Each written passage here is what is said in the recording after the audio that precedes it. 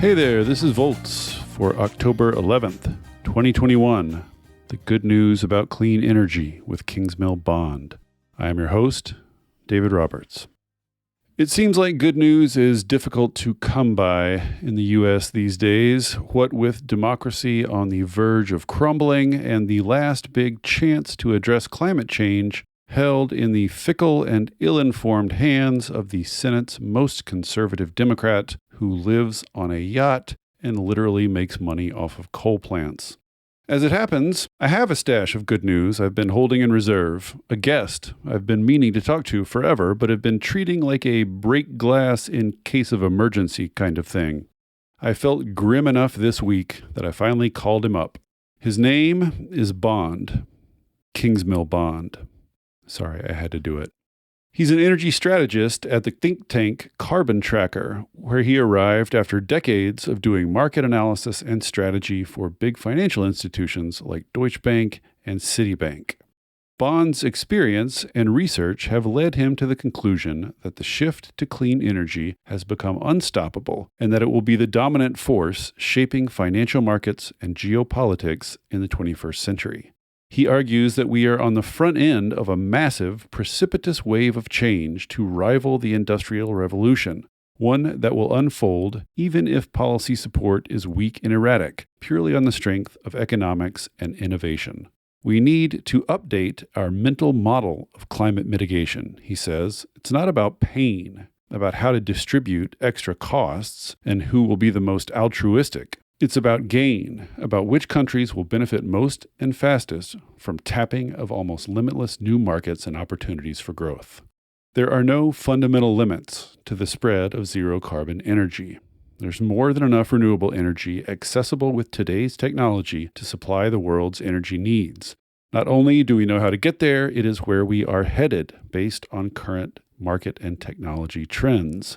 The key to succeeding on climate change is simply accelerating what is already underway, pushing a rolling boulder a little faster. Like I said, I'm in need of good news like this, so I was excited to talk to Bond about the cost of renewable energy, the peak in fossil fuel demand, and the inevitability of a 100% clean energy system.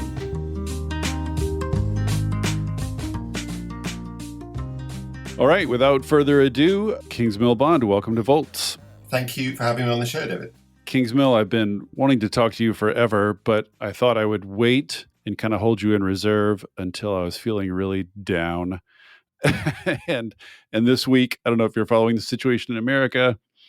It's not pretty. So I could use some good news. So I've been following you for years, and you've been a reliable source of good news. So we're going to dive into that right now. You recently published an article arguing that the story of climate change mitigation, we need to flip our story. It's not one of pain. It's not about distributing costs and sacrifice and who's going to be more altruistic. It's about gain. It's about who's going to claim the giant rewards that are waiting. So before we dive into the specifics, maybe just give me the one paragraph elevator pitch version of why people confronting the daunting task of addressing climate change should feel better than they generally do. Well, thanks very much for putting it in those terms. Look, I think the point here simply is that we have got this new, enormous, cheap energy resource in solar and wind that we've unlocked with technology. And we're just starting to be able to apply it. And as we apply it, it gets cheaper because it's on learning curves. And therefore, we've unlocked an enormous cheap source of energy, which can be used to provide all of our current energy demands and indeed the energy demands of those who have very limited amounts of energy. And therefore, it's a really exciting opportunity and moment to do that. The center of that story, the big, which you mentioned, is the learning curves that renewable energy are on. So let's start with those. You single out 4 different technologies that are on steep learning curves that, if we just project out, continuing, bear all kinds of good news. So tell us what those technologies are and what the sort of curves look like right now. The 4 most clear technologies which are on established learning curves are solar PV, wind, both for producing electricity, batteries for storage, and electrolyzers to convert that electricity into hydrogen. And all four of them have been the subject of a recent paper by Oxford University looking at their learning curves, that is to say, the amount that their costs drop for every doubling in deployment. And they're all on these learning curves of between 16 and 34%, which was already fairly well known. But the additional point that's been made by this paper is that when technologies get onto learning curves, they tend to stay on them for very long periods. And therefore, mathematically, when you're trying to project forward future costs for these technologies, the most logical assumption is that those learning curves will continue. And then this is extremely significant because we all know that they are growing very quickly. And if you assume that that growth continues, and there's no reason why it shouldn't, and we can talk about that in a minute, but if you assume that that growth continues, these technologies will get incredibly cheap. I mean, actually, this is a kind of academic debate because you're already getting solar PV being produced at between $10 and $20 per megawatt hour in certain favored locations. So it is already, in fact, already incredibly cheap. But the point to me is that cheap energy source is A, going to get cheaper, B, going to spread globally, and then C, it's being followed up by these other technologies also on learning curves, which will then provide us, as I say, with the energy that we need at much lower cost. I got a bunch of questions about that, but just on the side real quick, the electrolyzers seem like the newest of those four. How confident are we in that particular learning curve? Like solar's pretty established, wind's been established for a while, batteries have been around for a while, but electrolyzers seem like they've just recently come in for a lot of innovation. So what's the state of our knowledge there? The paper that the Oxford team did, they looked at about 500 or 600 different technologies over long periods, and they noted that actually very few of them get onto learning curves. And as you say, the electrolyzer data set is shorter, but it still goes back a couple of decades, I believe. And therefore, this is, from their analysis, another technology also on learning curves. And it seems to be already exhibiting the same learning characteristics that we've already witnessed in solar wind batteries. Because, first of all, in order, as you know, to make green hydrogen, you need solar wind electricity. So half the story is already on learning curves. And then the question simply is, well, can you get the electrolyzer itself onto learning curves? And what's special about this technology? Well, first of all, it's also what they call granular and discrete. That is to say, you can have very small pieces of equipment and they're easily replicated and they can be built at any size. And many people can do it and many people can innovate. And that's indeed what they're now doing. And as we now see huge amounts of capital flowing into people's hydrogen strategies all across the world, from Chile to China to Morocco to the United States, it seems extremely reasonable to imagine that the costs of electrolyzers will also continue to fall. I do want to talk about the future of those cost curves, but let's just, as a snapshot of the present, where is clean energy relative to fossil fuels? Is it still too glib to say clean energy is cheaper than fossil fuels, or how nuanced is that story right now? So the debate goes like this. The advocates of clean energy, such as myself, say, look, it's incredibly cheap. Its prices down to $10 or $20 per megawatt hour. The global average, depending how you calculate, is between 40 and 50. This is the LCOE we're talking about. And this is a great story. The counter argument is people say, well, you're only talking about the LCOE, you're not thinking about intermittency.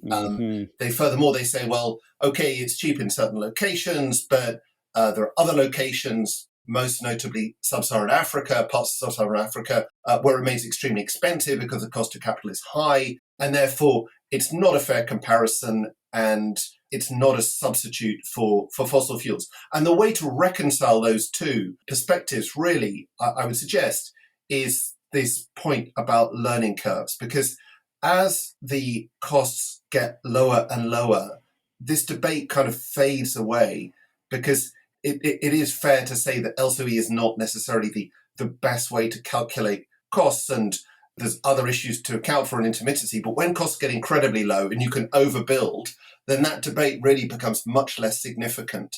And furthermore, it's also as this paper actually points out from Oxford, the country on the 10th percentile of cost today, that is to say the most expensive countries today, will be the same price solar and wind electricity as the cheapest countries today in 10 years, because they're on these learning curves. So I would suggest that these learning curves solve this conundrum, solve the problem. They brute force it, in other words, like you get so cheap that you can start being profligate with it.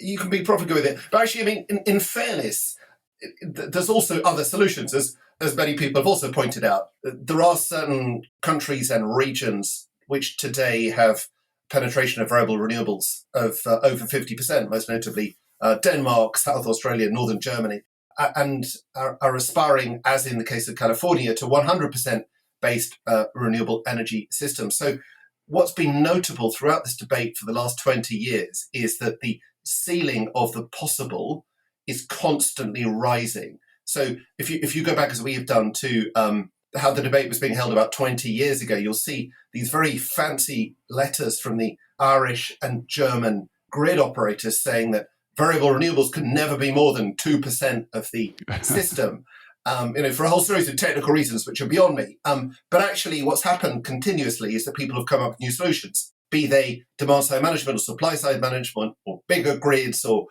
batteries or interconnectors or better software or digitization, smart meters, so on and so forth. There have been a whole series of different solutions. So I think the point we really want to make is that ceiling is a rising ceiling.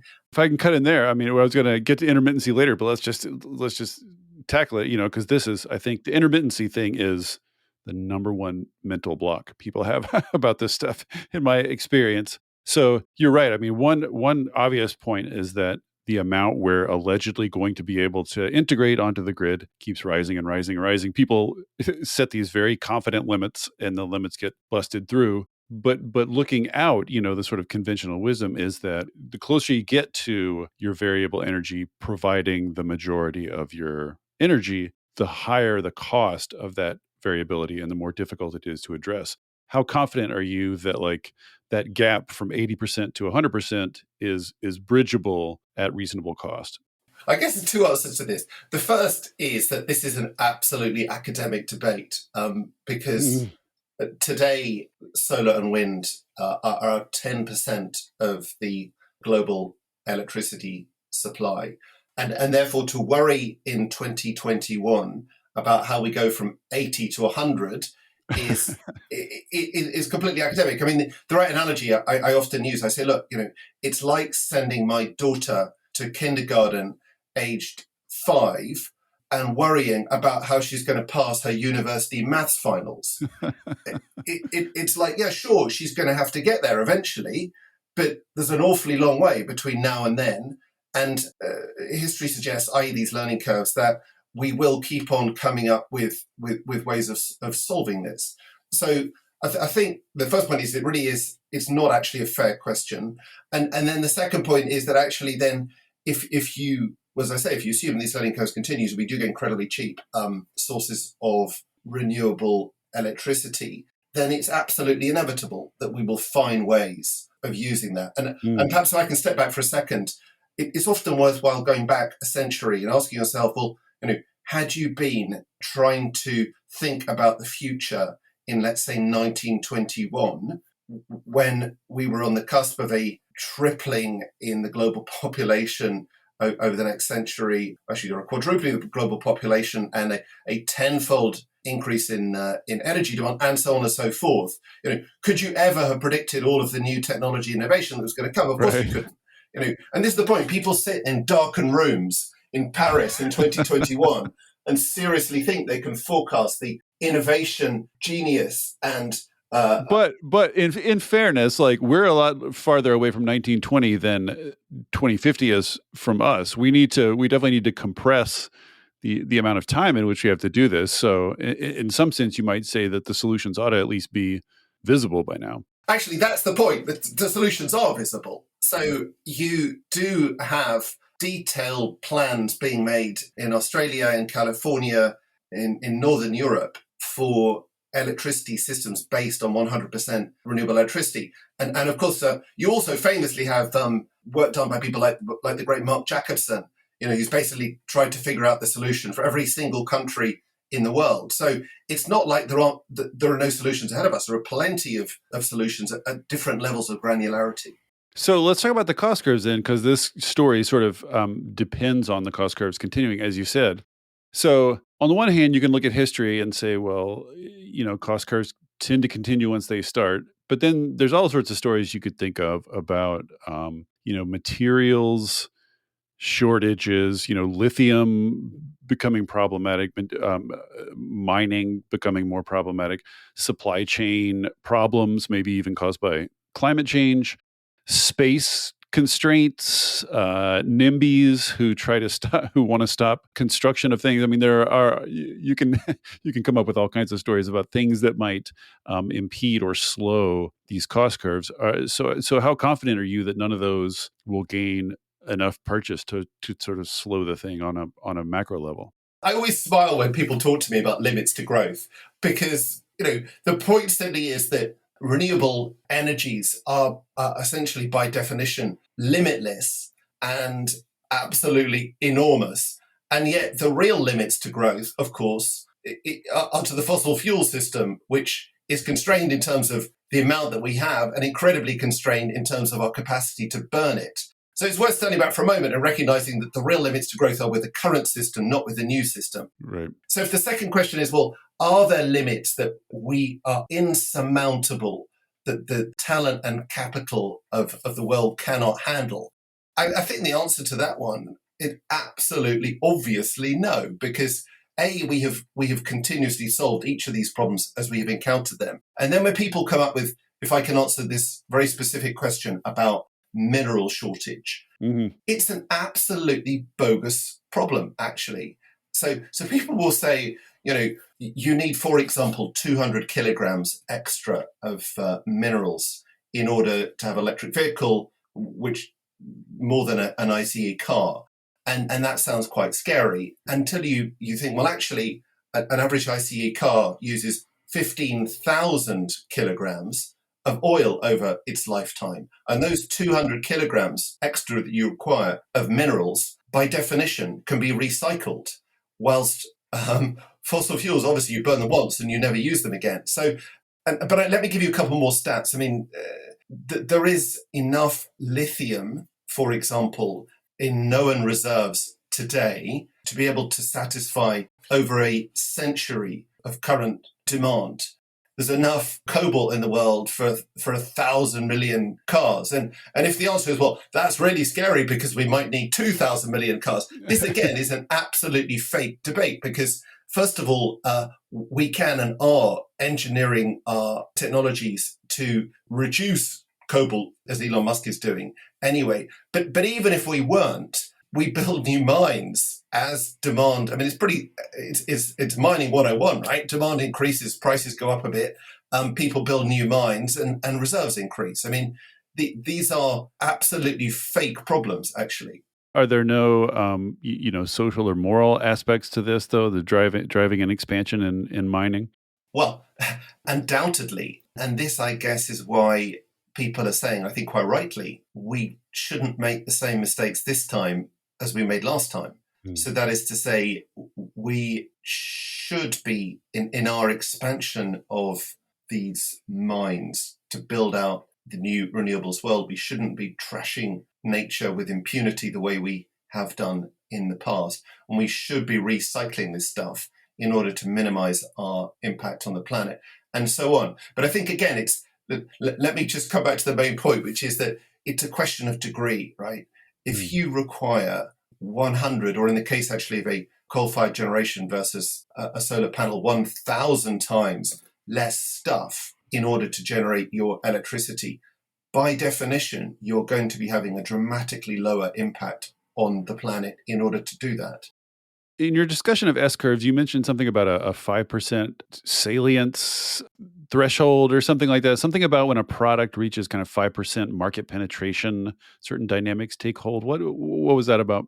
This is a kind of it's actually quite an intuitive observation, and we see it, all of us, in our own lives. If you think back to when you got your first smartphone, or when you got the internet, or when you've got, in fact, going back a little bit further, when you got your first mobile phone, and so on and so forth, what happens is that as new technologies get adopted, they move up these S-curves where penetration goes from being, it takes a very, very long time to get the technology good enough for people to adopt it. So to go from 0% penetration to around 5%, I mean, it's not, of course, exactly 5% because it depends. It could be between 2 and 5, but whatever, let's call it 5. It takes a very long time to get to that level. But then when it gets good enough and everyone wants it and demand goes through the roof and learning curves start driving costs down further, actually you get very, very quickly from about 5% market share to about 80% market share. That's the nature of S-curves. And you can imagine it in your own mind, I guess. And the point is simply, this is something actually which is very, very well documented for many technologies over the course of a century and more. And it goes all the way back to cars and electricity in the United States in the early 20th century. And then all the great stuff we've had since then, microwaves and toasters and TVs and now, as I say, the internet.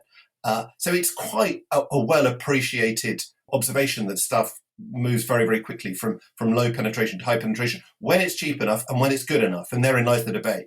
Yeah. So where's renewable energy on that, around that threshold? Do you think it's crossed it? You think we're on that S curve now? If you look at the history of deployment of, for example, solar panels, what you will see if you chart it is exponential growth taking place. That is to say, high growth of between 25 and 40% growth per annum over the last 2 decades. And again, there are many other people, including the great Ray Kurzweil, who pointed this out, that solar deployment has been doubling every 2 years roughly for the last couple of decades. And that's an exponential growth curve.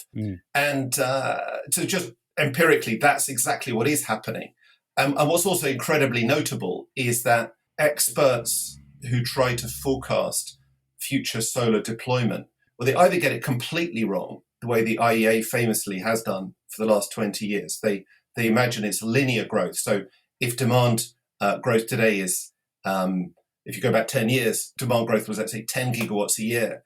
And the IEA was projecting forward growth of 10 gigawatts a year for the next 20 years. And, and then the next year it's like 14, and the year after it's 20, because we're on this exponential growth curve. So that's. Can I pause you there for a second? Because this is a subject of some fascination to me. This new Oxford paper you're talking about that you mentioned earlier, is it really the first model that projected cost curves simply continuing in the shape that they currently exhibit? Because it's remarkable to me, and it's remarkable to everybody I know, that the modelers have gotten these cost projections so wrong in such a consistent way over and over again for, I guess, 20 years now, since the early 2000s. What are we to make of this? What's going on there? You're right. It's absolutely shocking. And it's not just the IEA, but it's almost all modeling of the future. Yeah, it's almost universal in the field, it seems like, or has been. Yeah, and it's interesting. I mean, I ask people about why don't they do this? And well, there's a series of answers, but the first answer basically is, well, it's too complicated. We can't put these learning curves into our models because it's too complicated. And you're like, okay, fine, why don't you just get a bit more computing power? Surely it can be done. But anyway, that seems to be one answer. The second answer, I guess, linked to that is that these models are, of course, incredibly complex. And, if you're trying to forecast kerosene demand in Madagascar in 2070, you have to think a lot about that. And you're not necessarily, therefore, thinking about, what's possibly a little bit more important, which is the learning curves of these technologies. So they're overcomplicating. And this, again, I guess, is why, for me as a strategist, is second nature to simplify. And that's what the Oxford paper has done. They've got to the kernel of what's driving change, and it's those learning curves. And then I guess the third reason why incumbent models have been so reluctant to incorporate these learning curves is that so many of them are in fact made by fossil fuel incumbents. And turkeys don't vote for Christmas. That is to say, there's no incentive for you, if you're working for Exxon or Shell or whoever it is, there's very little incentive, at least there was until very recently, for you to say, do you know what? Actually, those battery costs might fall a little bit faster than we think, and EVs growth might be a lot faster than we think, and oil demand might be a lot lower than we think, and therefore maybe I might not have a job. I mean, people don't forecast that stuff. And then, the final point is that, and actually, I'd like to come back to this because it's actually completely fake argument. People say, we want to be conservative.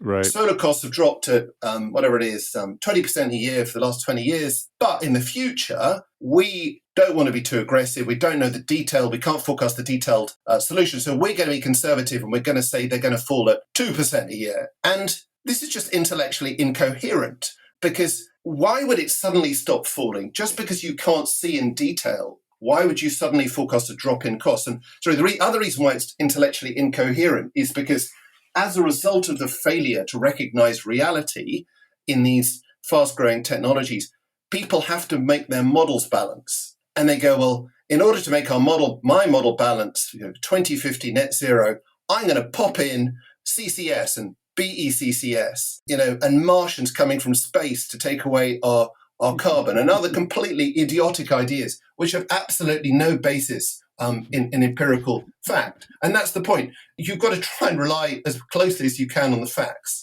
Yeah, this is sort of my point is, like, it seems like, just intellectually speaking, the most conservative thing you could do is assume that things are going to continue happening the way they're happening, right? I mean, that's almost by definition Occam's razor. And if the learning curves continue the way they're going, then all these forecasts are going to get blown away. It's a bizarre situation. Yeah, it is. And actually, I mean, again, this sorry to lean so heavily on Doyne Farmer and his Oxford paper, but it's great work. They make exactly this point. They say, just look, mathematically, the future is unknown. There's a whole continuum of options between basically no change and incredibly fast change. But the kind of business as usual scenario, which is central to so much current thinking, is mathematically a complete outlier. It might happen, but it's incredibly unlikely. We might suddenly stop innovating. Right. Costs might stop falling. Deployment might stop happening. Governments might give up. People and companies and the financial markets might stop trying to do anything. And we might decide that we want to go over the cliff of catastrophic global warming. Maybe we will, but that's pretty unlikely. Right. Before we get completely past the renewables or the clean energy question, the other area that people tend to cite as a limit or a worry or at least an outstanding problem is these so-called difficult to abate sectors. There's heavy transportation, there's industrial processes, steel, concrete. Is the story there the same, which is just clean energy is going to get so cheap it's just going to bulldoze through those problems, or what do you see happening in those sectors? The hard to abate sectors, it's been a very live debate, as you know, for the last 3 years. And the kind of argument people make is they say, well, you can't get renewable energy into airplanes and cement and steel and shipping, and therefore there will be no energy transition. So there are two problems with this argument. The first one is the kind of point I made earlier, which is that this is the final area that needs to be solved. And we today, so if we look at the entire energy system in terms of primary energy supply, solar and wind, these variable energy sources on these very fast growth rates are only providing around 4 or 5% of global supply.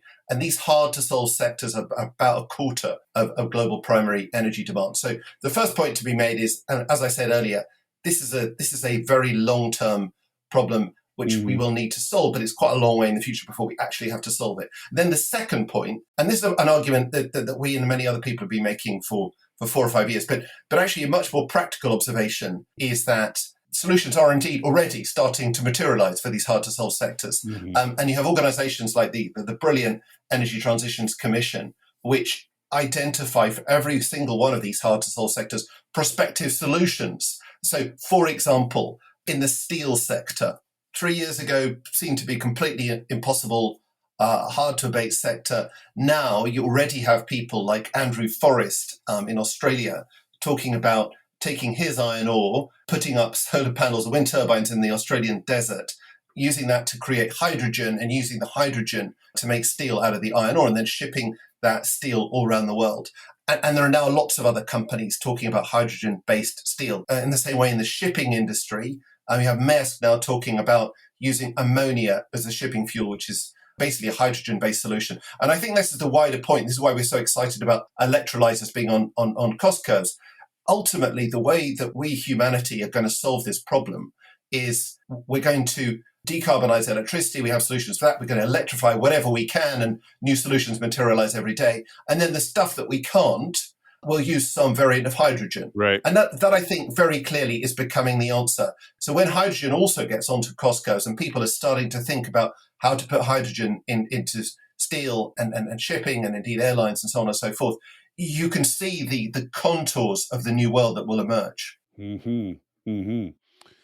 Let's shift to another source of good news. I'm not talking about national and international politics, which both seem dismal at the moment. Dismal in the U.S. and at the international level, at least in the lead up to COP, there's a lot of fumbling around and bad signs. But at the sub-national level, states and cities and corporations and financial institutions and sort of sub-national entities seem to really be taking the lead on this stuff in a way that gets more and more glaring every year. So let's talk about some of the stuff that you see happening at that level that gives you hope.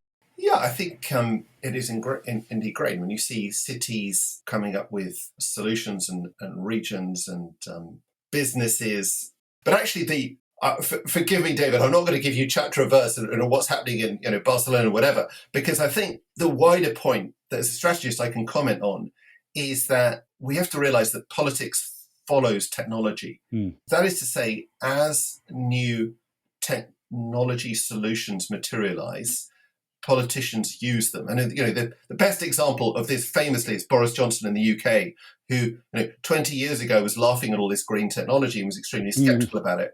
And now that you can buy an EV in the UK for more or less the same price as a conventional car, he's already talking about, he's already put into place the prospect of bans of the sale of conventional cars.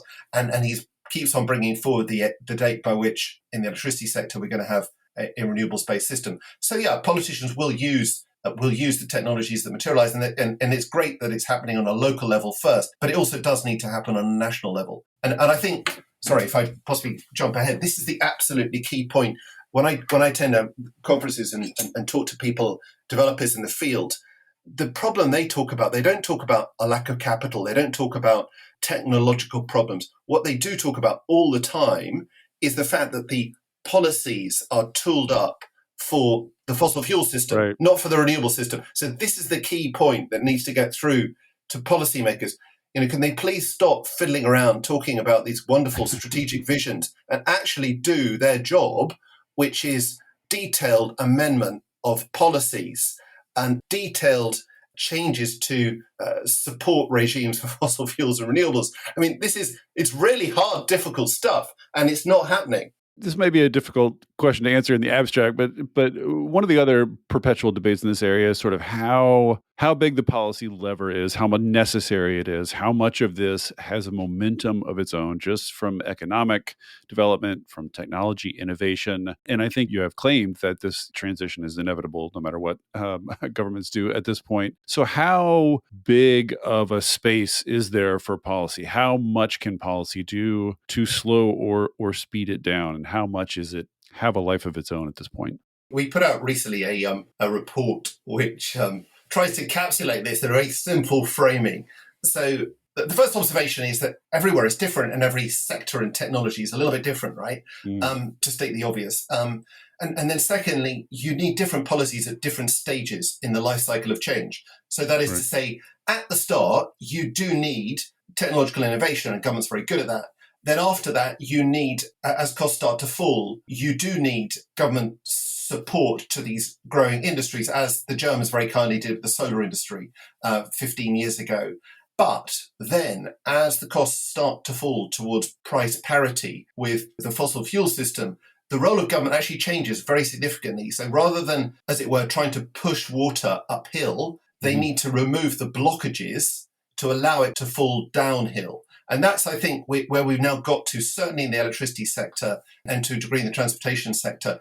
The role of government now actually is to remove the blockages which are stopping change. And I mean, I'll give you a good example. I was talking to an incredibly frustrated wind developer in northern England a couple of months ago. And he was saying, I've got a huge offshore wind project I want to bring to bear, but I can't do it because there's one landowner who won't allow me to allow my cable onshore. and it's lasted for 2 years. A very familiar story all across the world. So, I mean, this is ridiculous. Are we really going to allow our future to be mortgaged for the sake of people who want to block it for whatever bizarre reason? I mean, that's exactly now the role of government.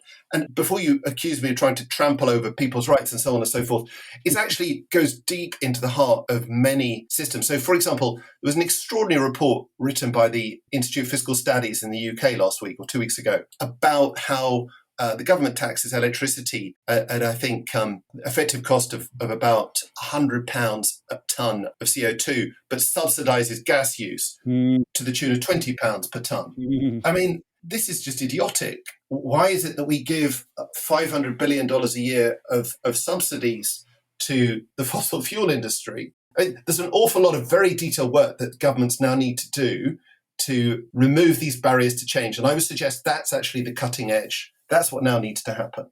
There's a lot of talk these days about financial institutions and the Fed, sort of getting into this. It's pushing for more pricing of carbon risk, stuff like that. How big of an influence do you think that's having, the discussion that's moved into the financial world? The financial world, somewhat belatedly, is waking up to the systemic risk of carbon. And they should, because we did this study which suggests that about a quarter of equity markets and half of bond markets are in sectors which are either fossil fuel producers or heavy fossil fuel users like steel and cement and stuff. So it's incredibly deeply ingrained inside financial markets. As change happens, as new technologies materialize, you're going to get disruption. You're already getting disruption right across these sectors. And that creates financial risk. So it's quite right, I would suggest, for financial market regulators and participants to look at this risk. I think what somewhat disappoints us thus far is that they're still a little bit like the IEA modelling we talked about earlier. They're still fiddling around at the margin. They're not really getting to the heart of the risk, I would suggest, that is there. And a good example is from the banks, actually. So if you talk to most global banks today, and we talk to a few, they will say, we've got this covered. We totally believe in all this green stuff, and we've decarbonized our head office, and we're getting renewable electricity. And furthermore, we continue to lend billions and tens of billions to the coal sector and the oil sector for their expansion. But don't worry, we've got it covered because our risk models tell us that there's no risk from this stuff. And you then probe a little bit, and it turns out that they've got risk models built up over 40 years of ever rising fossil fuel demand. So they've got the wrong. They're doing bad modelling. They're not sufficiently. They don't understand where their risk is. They're not taking account of it. And people like Ceres, for example, has analysed the US financial sector and figured out that half the syndicated loans to fossil fuel linked sectors, and they figured out that actually the banking capital of the US banking system would be wiped out in the event of a disruptive energy transition. So again, not my analysis, that of Ceres, but the point nevertheless remains that there's a lot of risk which is not necessarily being accounted for. So, sorry, if I then come back to the positive stuff that financial markets are doing, yeah, it's great. Financial markets are starting to wake up to this risk. They're starting to think about pricing it in. But let's be clear, there's a very long way to go. Mm-hmm.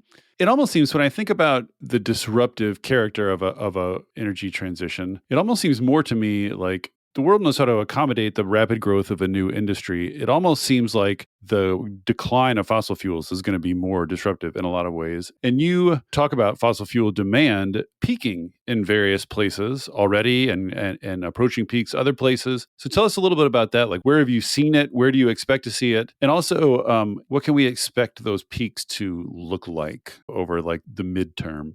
So this looks like a very mad argument on our part. So here we are with fossil fuel demand booming, a shortage of coal in China and record high gas prices and coal prices and so on and so forth. But I will nevertheless stick to my guns because at the end of the day, this is just maths. So what's happening is you have an energy system which is growing and dominated by fossil fuels.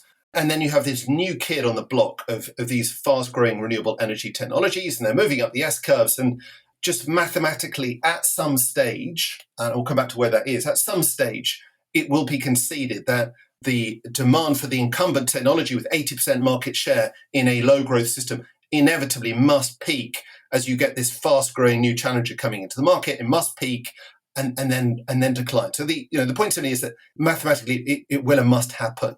So the question then is, well, how does this play out? And the first point then is that we still argue that you got to peak fossil fuel demand for all fossil fuels, that is to say coal and oil and gas, in 2019. And that COVID has damaged them so significantly that by the time demand comes back, it won't go significantly beyond that 2019 peak. That's the overall argument. And the reason why... And that's, wait, let me pause you there. That's global. You're talking about global... That's global fossil fuel demand. So you think it's peaked. You think it peaked in 2019. So we think it peaked in 2019. And again, the reason why this is a credible argument, I don't know if I can sustain the maths on a podcast, as it were, but if you imagine a global system, energy system, growing at 1% a year, and the challenger of renewables is 5% of that system growing at 20% a year, 5% times 20% is 1%. So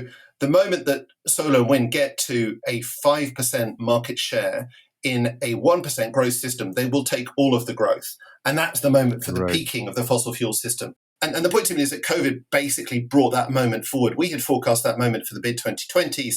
COVID brought it forward basically to 2019. So you are indeed, in 2021, in certain areas, you might get back to close to where you were back in 2019, and 2022, 2023, 2 or 3 years of bouncing along the top. But as this stuff keeps on growing, you do inevitably get peak and a decline. So therefore, to put the current state of affairs into that context, you've got a crash, you've got a bounce back, and you've got lots of bottlenecks, and there's demand for stuff that people didn't buy, they're now starting to buy. So inevitably, you're going to get spikes. And we had exactly the same thing famously back in 2010. But that shouldn't detract from the wider observation that continued growth of this stuff is going to drive a peak. So we're just, to try and make this more apparent as an argument, it's worth thinking about two mountains, David, two mountains. So you've got the Matterhorn, which famously is like kind of V-shaped peak. And the Matterhorn is what happens to discrete individual goods like mobile phones, like Nokia's sales can fall off a cliff like the Matterhorn. Right. However, when you're thinking about systems where you've got embedded demand in those billion cars, then your peaking is going to look a little bit more like Mount Fuji. That is to say, you've got a long, slow slope up, a plateau at the top for, let's say, 5 to 10 years, depends a little bit on the detail. And then you've got, a slope downwards, a long slope downwards. And that roughly is the pattern for what you see in other technology shifts. Actually, if you go back to data we have from the UK for the shift from coal to gas, for example, in heating, or the shift from steam to electricity in power generation back at the start of the 19th century, you kind of see these plateaus. They last for a bit because it takes time for the new technology to get big enough to really kill the old one. Mm-hmm. But that's nevertheless the pattern. So you think we're on the bumpy plateau right now? I think we're on the plateau at the top of Mount Fuji, and although of course, having climbed it myself, I know perfectly well that it is in fact a volcano and you go down again. But let's not go into that. It's a plateau at the top, and the point in it is that people should not mistake a little hillock at the top of the plateau for another mountain ahead, and that would be the error right now to do that. And I mean, this for us is, I guess, one of the reasons why Carbon Tracker talks so much about stranded assets, is because the fossil fuels system and its sort of loyal attack dogs persists in ever seeing continuous growth, and they then go and build for that growth, and as the growth fails to materialize, they get stranded assets. Along those lines, you make the point, and I feel like this ought to be a more widely appreciated point, which is that you don't have to take substantial market share away from the incumbent to start hurting the incumbent. You just have to take new growth. You just have to stop their growth, and then that peak triggers all sorts of other market dynamics. So, like, what happens once the peak sinks in and it's more widely realized what's happening? So once you reach that peak, you kickstart a series of positive feedback loops for the challengers and negative feedback loops for the incumbents. And I mean, just to run through, we as you say, you put out this paper, just to run through this sort of 7 areas, and then to delve into a couple of them in a bit more detail. So you see it happening, in costs, you see it happening in technology, in expectations, financial markets, society, politics, and geopolitics. Those were the 7. But just to focus on, the first one. So think about this. If you are making cars today, Go back 5 years ago, you were sitting pretty. There's 1,000 million cars in the world, and sales are 100 billion a year, and you're expecting ever rising growth. And what could possibly disturb that? What disturbs it is Elon Musk and Tesla, and they come in and they don't have to replace the 1,000 million. They don't even have to replace the 100 million, because what's happening is that 100 million is growing at, let's say, 2% a year. So when Musk and the EV sector takes that 2 million a year, you as a car manufacturer suddenly realize that your growth is over in the old system. You then look at the cost curves of the new stuff and you realize that you're going to have to change, and therefore you have to reallocate your capital out of ICE cars and into electric vehicles. Meanwhile, you figure out that actually you've got continuous decline now coming for your ICE car sales. So suddenly your ICE factory is liability, not an asset. And furthermore, as your sales of ICE cars start to drop, you've got to allocate the same fixed cost structure over a small number of cars, and therefore your cost per unit increases. Sorry, what I'm saying, as you know, Darren, this is economics 101, right? So that's what happens to the old people. What then happens to the new people, that is, say, Tesla and the BYD and the EV makers, is that as they produce more cars, the costs of the batteries fall because of these learning curves. And as costs fall, demand increases. And as demand increases, they're taking more market share, and they can then go to the second sort of feedback loop, which is the financial markets. Tesla can go to the financial markets in an afternoon. They can raise several $1 billion and build a new factory in Berlin, which increases their capacity to build. And at the same time, the fossil fuel sector finds it very difficult to raise capital and is obliged by investors to change their strategic direction, as we saw, of course, famously with engine number one. A question about that then, what can we learn from history about when this dynamic is underway? What are the chances that the large incumbents successfully pivot versus flame out? Because as you say, they're dragging around this tail, this giant legacy, system, which can pretty rapidly become a liability. So this is a question obviously about the big fossil fuel companies. It's a question about the big car companies, et cetera. What's your take on that? We don't have to do any original thinking here. It's extremely well documented analysis over decades. And there's even a famous book about it by Christensen, The Innovator's Dilemma, which says that incumbents struggle with disruptive change and few of them make it. And there's another book that I often like to refer people to by a very respectable financial analyst called Sandy Nairn, called Engines That Move Markets, recently re-released actually, but it's quite an old book. And he just looks back at technology shifts. What did incumbents do? And the answer is incumbents, first of all, try and resist change. Then they struggle to put capital into these new technologies because they're not sufficiently profitable. And you saw lots of examples of the oil sector saying that over the last decade. We're not going to put our money into solar and wind because we can get a 20% IRR on oil, and it's like a 5% IRR on solar. Why would we? And then the problem then is that by the time this stuff does get profitable and start to eat into their old business, it's too late. And other people have moved into this area. And that's exactly what's happening now in the energy system. And it's the risk, of course, not just for, we need to widen the argument. It's not just a question of solar and wind and so on challenging the current enormous coal, gas and oil system. It's also all of their users, don't forget. So the car companies we talked about, but it's the steel companies and it's the shipping companies and the airlines. They are just going to get disrupted by new people coming in with new technology and new ways of doing stuff. And they struggle because, precisely as you say, they have this enormous tail of legacy assets. But it's also a problem, as Christensen points out, of legacy thinking. Right. When you've spent your entire life digging holes in the ground to hoik out stuff, you find it very difficult to do something new. Yeah. One of the reasons, mostly I'm pretty optimistic about the electricity sector, but one of the reasons I worry about it somewhat is that car companies can flame out and EV companies can replace them. Fossil fuel companies can flame out. Clean energy companies can replace them. But we've got in electricity these utilities that are basically stuck there by law and regulation that can't just flame out and go out of business, which is any business that thought as slowly and conservatively as utilities tend to would probably go out of business, but they can't. So it's hard to see how those dynamics bite as much in that sector. It's funny you should say that because, I agree with you in theory, but what has been notable, of course, is that it's actually been the electricity sector which got disrupted first. Yeah. Most notably and famously in Europe. And my former boss, Mark Lewis, tells a story about how he was working for one of these electricity companies back in Europe in the early 2000s. They talk and they put turbines on their annual reports, but they absolutely and privately dismissed this as a threat. And actually, lo and behold, you had the combination of the crisis and politicians putting increasing pressure on them and this new stuff materializing, driven, of course, by new players. And then they actually found that they were indeed completely stuck with old technologies. And then they had to write down famously 150 billion euros of assets in the 2010s. So, yeah, it's somewhat to my surprise. It can happen, and it is happening. But what it does need is it needs political push. And this, I guess, is the point. Why would a politician push a conservative electricity company to change? And why would they change? And the only reason why is if you have incredibly cheap alternatives and your neighbours are deploying them, and you're starting to get rumblings from the people that not merely do they have polluted air and electricity outages, but they're also having to pay 25 cents per kilowatt hour, 30 cents per kilowatt hour for their electricity, and their mate in the neighbouring country is getting it for 10. That's what forces change, actually.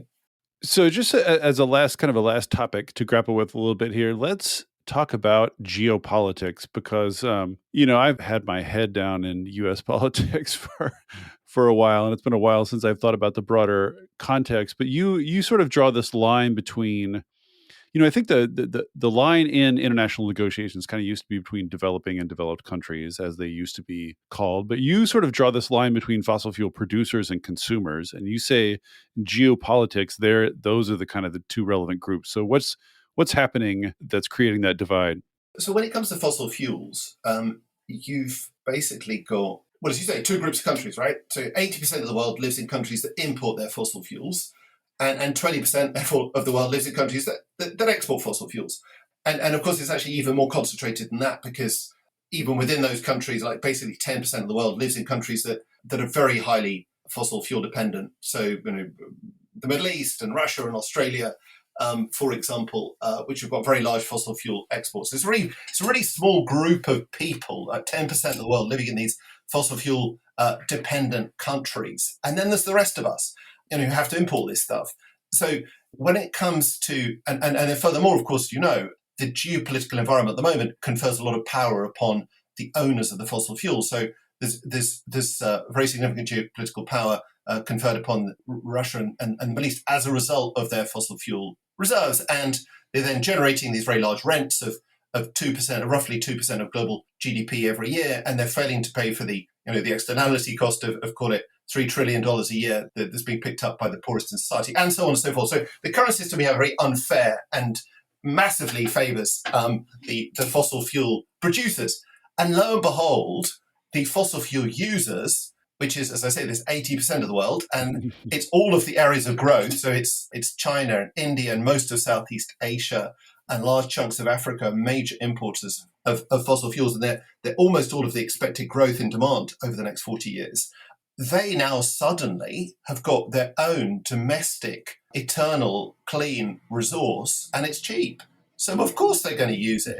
And of course they're going to be very delighted to use their own homegrown resources, because what you're ultimately doing, you're trading rents paid to oligarchs and foreigners for local jobs. So of course they're going to do that. And that's why I think, there are many other people writing about the geopolitics of this energy transition. But if you stand back for a second, it's pretty clear that it's going to benefit the big fossil fuel importers, it's going to damage the big fossil fuel exporters. And the question then really is, well, where does the power lie? And today, right now in October 2021, the power clearly lies with the fossil fuel exporters, because not enough of this stuff has yet been built. Give it another 5 years and the power's going to shift. And that's, of course, another reason why people need to get on with building this new energy world, because otherwise they're going to continue to be subject to the whims of the fossil fuel exporters. So then why do I hear all this hand-wringing about a new wave of coal plants in China and Vietnam and, in the developing countries? I feel like I read this headline every few years. There's like this, despite climate promises, there's this surge of coal plants. How real is that? I mean, the answer is don't worry too much because, first of all, sorry, not to belittle the problem because it is a bit of an issue, but it's not as dramatic as it sounds in the headlines. Because, in fact, in spite of these new coal plants which have been built, first of all, global coal demand peaked in 2013. So what's happening is the people have been building them and they haven't actually been using them. So the global coal utilization rates has now fallen to about 50%. Oh, wow. So the thing to focus on is not the new capex going on.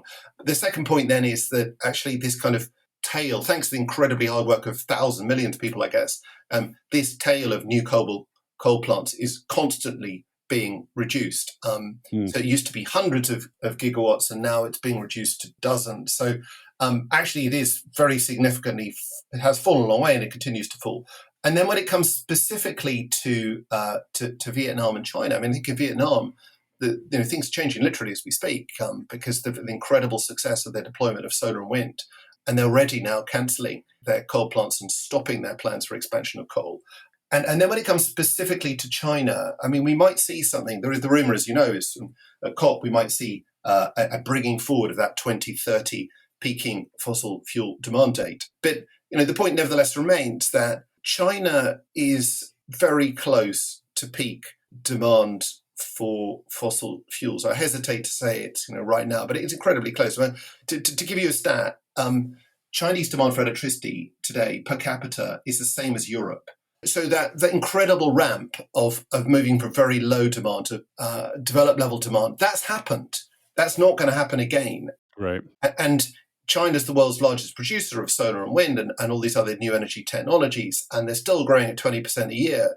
I mean, again, you play with the maths a bit, and it's clear that we're very, very close to peak fossil fuel demand in electricity generation in China. And then when I look at the rest of the world, and forgive me to be so specific and mathematical, we recently did a report on this, but in 99% of developed markets, we've already seen peak coal demand in electricity.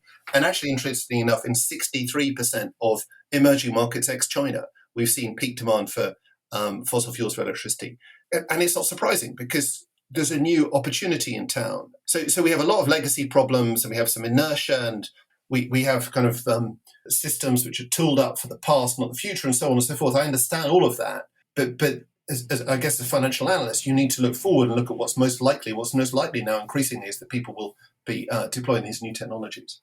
On the geopolitics front, and this is, to me, one of the most sort of difficult to answer, but also most fascinating questions, is you described a dynamic in financial markets where once you just sort of shave off the growth of an industry, it sets all these dynamics in motion. I wonder if there's an analogy in geopolitics, so sort of like Russia's power. You think of Russia's power, or you think of African countries' lack of power. How much would global energy have to shift away from Russia's natural gas and to the sort of plentiful solar that Africa has to set off also these sort of feedback loops in terms of geopolitical power and influence?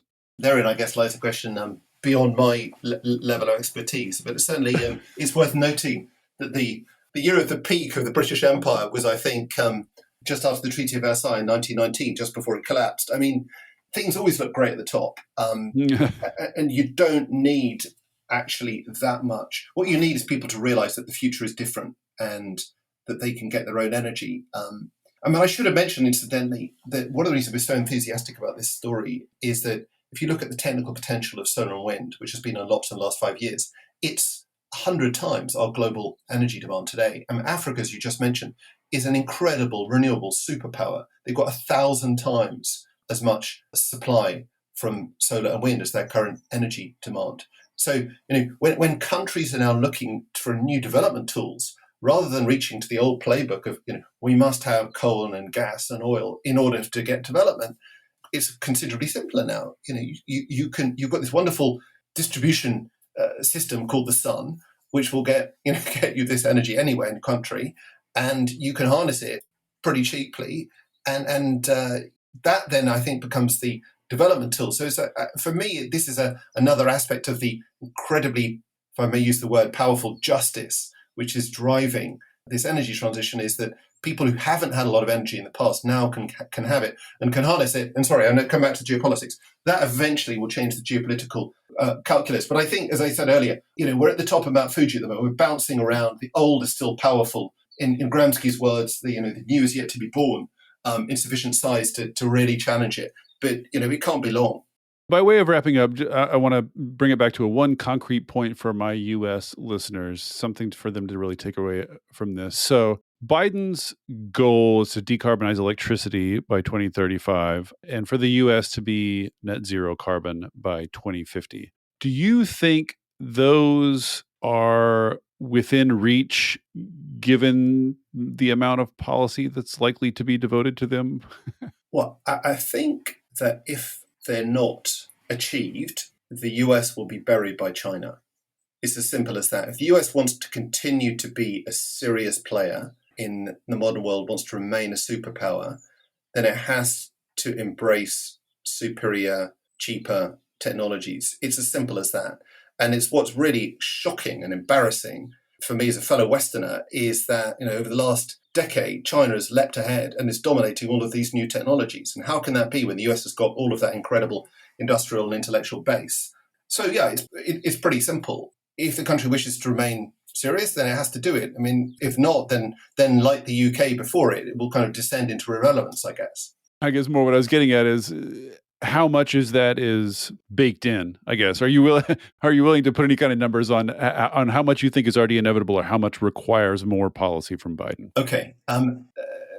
Precision. I need faux precision. No, okay. I'll give you faux precision. Fear not. It's absolutely achievable because, again, as this Oxford paper points out, the more you do, the cheaper it gets. And actually, from their calculations for what it's worth, the cost of a transition, just in purely financial terms, is cheaper than the cost of business as usual. And as they and many others have pointed out, technically all of this stuff is completely feasible. But you do need very powerful political action to break through the log jams of the incumbents and the inertia of the current system. And so I salute Biden and his team because that seems to me exactly what they're now trying to do. And you do need very powerful policy because if you step back for a second, this ultimately, as we said, will happen by 2100. But by 2100, it may well be too late. Right. So in order to drive it faster and actually for that to be cheaper and fairer and better distributed, you need to get on with it. Mm-hmm.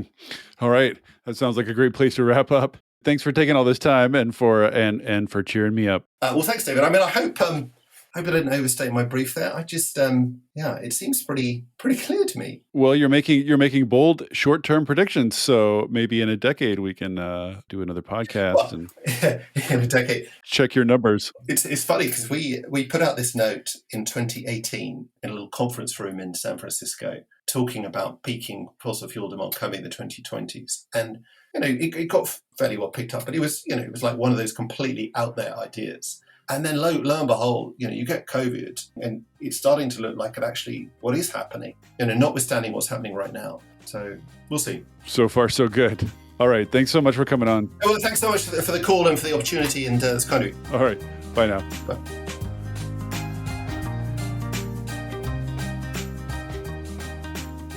Thank you for listening to the Volts podcast.